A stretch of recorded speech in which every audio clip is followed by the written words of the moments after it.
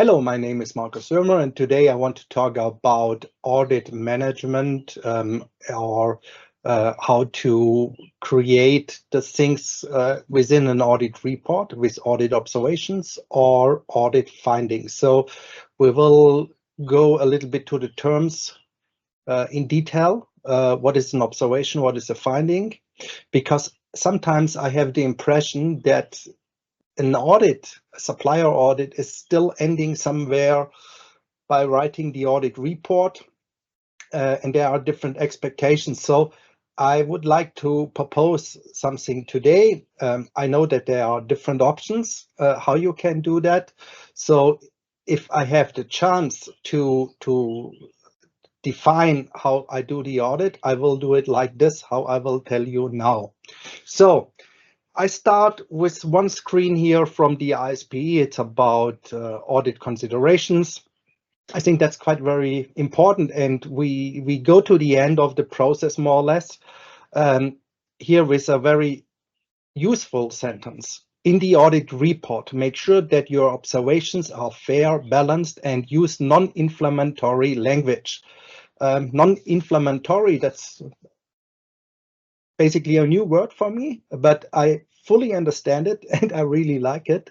I would have not invented it for that, but that's also really important. And we come to the point, what is an audit observation? What is an audit finding? So we also talked about what is the difference between an inspection and an audit. So today we talk about supplier audits. So that could be API, starting materials like excipients, service providers, cloud service providers, software developers, system engineering services, something like this, or support services, packaging materials. So there's a wide range of different audits, and there could also be different audit types. If you do an inspection, it's totally different to an audit. At the end of the day, hopefully you will get from an agency a certificate of GMP compliance that has a different legal framework, but an audit is basically a partnership, a business partnership. I just show you here from the EMA, they still have the old logo on that. And it's not anymore located in London, but you see here, just as an example, a certificate of GMP compliance. So that's something else as compared to an audit. A quick view on the audit process. I want to make it as short as possible. So first of all, there's the audit planning. You define the audit scope. There are previous audit findings. If there have been some audits in the last 2 years, 4 years, whatever. The current CAPA status. What are the applicable regulations and standards, especially for the country that you are going in? What kind of standards do you apply? Is the company, for example, ISO 9001 certified? Do they realize that there's a customer focus section in the ISO standard? So maybe they do not directly work under GMP, but they are a supplier or a service provider for the GMP regulated industry or any other GXP area. So what kind of standards do they apply within their quality manual, or if you go somewhere, they produce an API, they have a site master file, whatever. So you ask very friendly, this is how I'm doing that for an audit, for the date or the organization around that. So even this is sometimes not easy, whatever. In a Chinese town, they have 3 different airports, so you must tell them where you will arrive and so on. However, we will see if we can still do audits in China because of the national laws there. Okay, anyhow, that's a different story. Then we ask for input documents, site master file, list of SOPs, list of CAPAs or changes or whatever. It could also happen that you start to review some SOPs. It depends also if it's a quality audit or maybe it's a project, a product related audit or whatever it is. And then you set up an audit plan. Americans would say an audit protocol, which is a planning document, basically the schedule, and maybe also an agenda, so that the audited company knows when should we bring in the QC experts in the afternoon or at day 2 in the morning, or that you just can organize that. There's also an ISO standard 19011 for doing audits, basically. Interestingly, some of the expressions and terms that I'm using are derived from that, but they don't use the word audit agenda. I don't know why. They maybe call it audit schedule. But again, that's just the planning phase. Then the audit execution fieldwork. Oh yeah, you can do a lot of different combinations of audits. You call it remote or distance audits, postal audits. You can have hybrid audits that you do some postal audits and then you do an online meeting, or maybe you still decide to do an on-site audit. The quality of on-site audits is much higher, especially if you go whatever in API production or something like this. You start with the opening meeting. Usually it is a very good sign if someone from the management board is joining the opening meeting, at least the first 15 minutes, and for a coffee and saying thank you for being here. And if you have any request, please let me know. My team will support you, or something like this. I found it very strange sometimes if there's only one quality person, maybe a 25-year-old girl representing the whole company as the quality director or something like this. You can see how the quality culture is already in the opening meeting, how the welcome process is executed. You do the interviews and the site tour. Always the site tour. Sometimes you can skip the site tour if you are doing an audit of software development companies or something like this. That makes no sense. But if there's a warehouse, laboratory, manufacturing area, whatever, site tour could it makes a lot of sense. Interviews. Audits are a special kind of communication between sender and receiver, and it only goes into one direction. Even some auditors might feel the superpower and would not behave in a good way, maybe. For the person, the audit company, you only get questions and questions and questions. I think it's a very special kind of communication. It's something else if you, whatever, meet a friend outside and you talk to him and it goes into both directions. But audits have a very special communication structure. Then you verify documents, maybe during the audits, or you did it also in the planning phase, and you might have some questions. You review the records, so the results, what happened, and if the people follow their SOPs and so on. If I do an audit for 2-3 days, on every day in the evening, I do a wrap-up meeting together, what we have seen today, what we want to do on the next day, whatever. If there are still some open points or documents are missing or something like this. And at the end, I do an exit meeting. So during the exit meeting, I read my protocols, my script of the audit, and I think it's very friendly. We should think back about the considerations given by the ISP. I really like that. So sometimes I start my sentences like this, that I say, did I have understood you correctly? You don't do a PQ after blah, blah, blah. You don't raise a deviation if the retest date, the analysis was not done within the retest date or something like this. So I give the people a chance to say, have I understood it correctly? Maybe I have misunderstood it as an auditor. I don't know everything as an auditor, or I did the wrong interpretation, or the wrong information was even given to me. So in the exit meeting, I put it all together. In a very friendly atmosphere, I try to say, did I understood? Have I understood it correctly? So I need to verify my audit observations. Then I will tell the people I need 2 weeks or something like this for writing the audit report, and the audited company will get a final draft of the audit report. Again, it could happen that I have a writing mistake in a reference to an SOP, that I have really misunderstood something, that I have the wrong picture of a label within the report or something like this. So I really provide to them a final draft version with the request that they should review it if I have understood it correctly.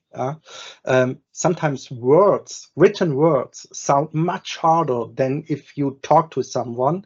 So I give that as a chance. And in this final draft, a draft audit report, I write in audit observations, not findings or deficiencies. Observations, the English word observation, I have observed something, I have seen that.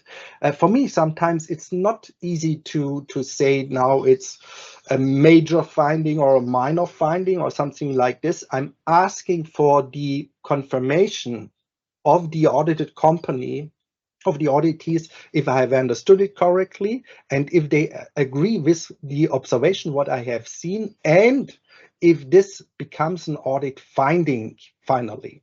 So observations are also, they could be very positive, that I write something, they really have a prospective quality risk management approach by applying different risk management tools, blah, blah, blah, something like this, or something, yes, for sure, negative. I can also put in recommendations. It would be good to have a tool for e-validation, whatever, something like this. Yeah? And at this point, I can even write into the report if I request a written response, a response letter by the audited company. So if they only have 3 recommendations, I will not ask for a written response letter by this company. But if they have some minor, major observations and they would agree on that, so we come to this level, to the follow-up. If I ask for a written response, I will verify this written response. I'm expecting that they will create CAPA numbers, reference numbers, so I can take that over in the final audit report. And these audit observations become in the final audit report, from the draft version to the final, to audit findings or deficiencies. Again, within the report, and then just to present the final audit report with audit findings based on the observations, I think that could work, but I prefer to have that in these 2-3 steps. Even if there are some audit observations and they would say, no, for us, it's not it's your observation, but for us, it's not a finding because of this and that, blah, blah, blah. On a diplomatic way, the last sentence could be that we say, we agree that we disagree. Then it would be fine. Then we will put it on the audit plan agenda for the next audit or something like this. So there's a certain space for interpretations and also different opinions. Why not? Okay, so this is how I do it in the audit report. I give a final draft or a draft version with the audit observations. I ask for confirmation if they would agree, even on the categories, if they are major or minor. Sometimes I read other audit reports, and I must say, no, that's not a critical finding or deficiency. But okay, there are different ways. I just tell you that's one option how to do an audit. Again, if I go back to this, if I would set that as my acceptance criteria, observation should be fair, balanced, and use non-inflammatory language. So it's a process how to get there, to get the confirmation, because it could be, that you find something that they never have thought about that, or that they never thought about that it could be critical. So give the audited company a chance. And not to say I'm the ultimate auditor and I know everything, and this is so bad and you have failed to do this and that. That's not the way how you should communicate that. And sometimes even between the report and the follow-up and from the observation to rank it as a finding, an agreed finding, that takes some time. Why not? It doesn't matter. All parties will profit from that process. Here I have one thing taken out from LinkedIn. I really like that. As an auditor, it could also be that you get directly something like this. Again, during the audit, I do not say, oh, that's major or something like that. That, again, it's something to do with communication. Also take care of your body language, that you say, no, that's not, that's very important. But if you get something like this, then you understand the quality culture of that. Okay, some add-ons to that. Today, I do it totally different. We go to a different agency, not to the PICS, WHO, EMA, US FDA. We take on board the Canadians because they have a quite very nice risk qualification guide. It is written for inspections, but you can copy and paste that also for your audit report. Here, that's the PDF document, the same they have it on a very nice website, thanks to Canada. So here is the table of contents. You see here critical observation, major observation, or other observations. You can take that over if you like to. I really like that. Why I have chosen this one is because the Canadians are giving some examples. What is a critical observation? What is a major observation? And they do that for every GMP chapter. So if you say training records were inadequate, some auditors give a critical observation. It is not, you can say it's another, or I would call it a minor observation, yes, but it's not a critical one. Critical is if somebody is directly hurt, if there's a potential patient risk, something like this. So I really like that. They work with examples. Thank you, Canada. Absolutely great. Even here, for quality control for QC lab, what is a critical or a major observation? So quite very interesting. The cool stuff that they have provided. In addition, you find other things. The EMA has a joint audit program. When I was saying inspections and audits and agencies are not doing audits or something, that's not entirely true. The joint audit program is created for the audit of different inspectorates within the European area. So that's quite very interesting that whatever German inspectors will audit the Swiss agency. So then they have this joint audit program. So here they have written it quite very well. You find a lot of templates in here. You can also copy and paste some things out of that. And I just have taken the joint audit program EMA audit report and observations and opportunities for improvements. In the preliminary report, I was calling it the draft report. Please list the observations raised and the opportunities for improvement identified during the audit at the inspectorate and laboratories and the observed inspections, whatever. Please request the auditee to provide a CAPA plan and include the proposed actions in the table and the field report. So this is exactly how I was showing it in my audit diagram here in the audit process, to say, okay, we have here the reporting, here the chance to have audit observations. What I have seen, positive and negative ones could become audit findings, and maybe with a reference to the CAPA numbers, CAPA plans or something like this, or corrections, corrective actions, preventive actions, or even to change records or something like this. So you see it here also, it's the same process behind all that. So they are very well experienced for inspections, but they also do know how to do audits. So that was today something about audit management. Audits could be very special. I have not talked about everything. I try to mention language skills, body language, the preparational stuff.